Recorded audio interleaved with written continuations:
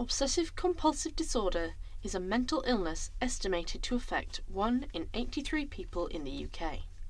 Nowadays, OCD is frequently used as an adjective, describing somebody who is simply organised or likes things to be clean, which has led to a significant lack of knowledge about the illness among members of the general public. What do you think OCD is? I think it's where you have an obsessive need to have things in a certain way and to do things in a very organised manner. A mental disorder about obsessions with stuff. I think it's when you just get a habit and you have to keep doing something, isn't it? You feel like it just needs to be done. You have that overwhelming feeling that you have to do a certain thing in a certain way, or certain things have to be done in certain ways. So I think everyone has a little bit of OCD, just some people have it worse than others and actually go and get the help that they want, I guess.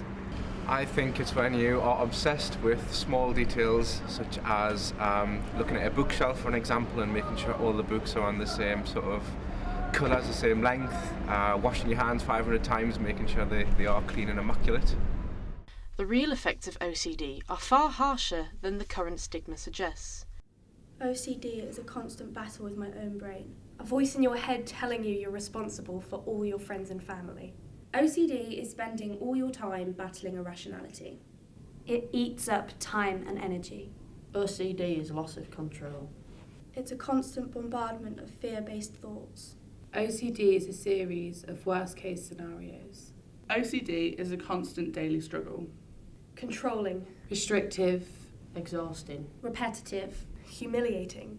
It's torture, but it's my priority. OCD can show itself in many different ways. Many people who suffer with OCD have routines they must complete daily. Kim is 32 and lives in Essex with her boyfriend Ray. She works full-time in administration and has suffered with OCD for more than 20 years. The first thing I really noticed myself was that I had a thing about thinking that I'd had something on my shoe. Constantly, every few steps, I was having to check my shoes, and I think my sister was a bit like, well, why do you keep doing that? You haven't trodden in anything. And I was just like, no, I think I have. It feels strange.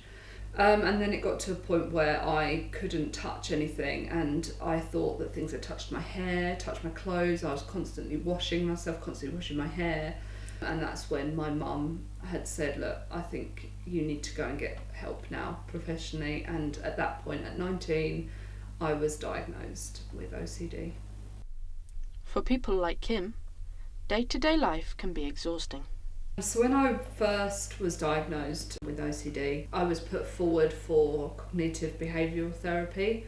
And honestly, when I was taking part in that therapy, I didn't think it was working. And it was only until I finished the CBT that I started realising that my mind was taking on these things that I'd learnt and was managing it a lot better. I am coping with it well now, but I have seen that it's had an effect on me with other things, and since then I've actually been diagnosed with anxiety. And I've had to have counselling, I've had to have psychotherapy, and I've had to be put back onto the CBT waiting list again. And on top of that, I do have to take medication to control the anxiety, to control the obsessions that I was having about it, which is something that I didn't want to do, but it's not something I'm ashamed about. It's made me feel a lot better in the long run. Many people with OCD struggle with intrusive thoughts, which lead them to believe that bad things will happen if these daily routines are not completed. Over 20 plus years of having OCD, I've had a number of intrusive thoughts, and it's such a range of different things. I used to have something where I would have to do a specific number of steps between lines in the pavement. Otherwise something bad would happen to either me or my family. But I'd have to do these specific number of steps between each line. And it was obvious to people, it's obvious to the public that I was doing this, walking to school, that I was having to do a little shuffle to make sure I was getting all the steps in before I got to the next line in the pavement. And this was all the way up the road. You think that everything you do is going to affect you some way in your life. I used to have another kind of obsession. If I leave a receipt somewhere, if I don't take my receipt, that people will be able to take my information from that. Even though your numbers aren't on that receipt anymore, I do know. I even get funny getting parcels in the post and with my name and address on them, and I cross them all out before I get rid of the packaging so that no one can find out who I am or where I live and track me down. I don't know why I think that's going to happen, but I do. The effects of OCD don't end with the sufferer. Many people find that their family lives and personal relationships are affected by their obsessive behaviour. The main way OCD has affected mine and Kim's relationship is when it comes to getting out the door. We'll leave the house, but then after we've left, if we're going out somewhere, there'll be like a constant worry that things have been left on or things have been left unattended, so we'll have to go around checking everything. And once Kim's turned everything off, she'll check again, and then she'll ask me to check, and it'll still be playing on her mind even after we've left. Things like candles really need to be put out, but not just put out, they have to be put in the sink and have water poured on top of them. Also, when she's ill, she has this obsession with looking at things on the internet.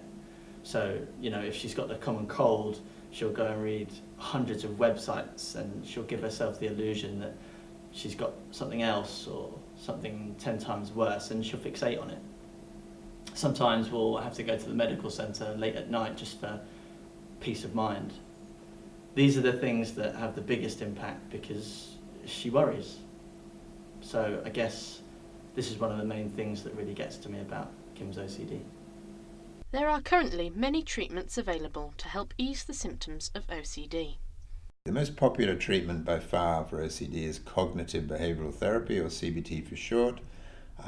Psychiatrists will tend to suggest medication, and that can work, but I think CBT is probably the most widely used and the most effective, well-known treatment.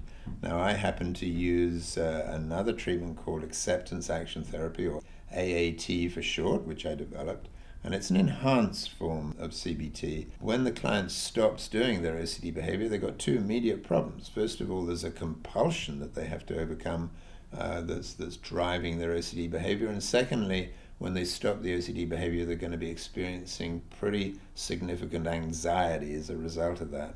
And AAT focuses a lot on dealing with compulsions and anxiety, which CBT doesn't tend to do. Back in 2015, I was speaking to one of my friends at a party, and she told me about an event run by Time to Change called Time to Talk.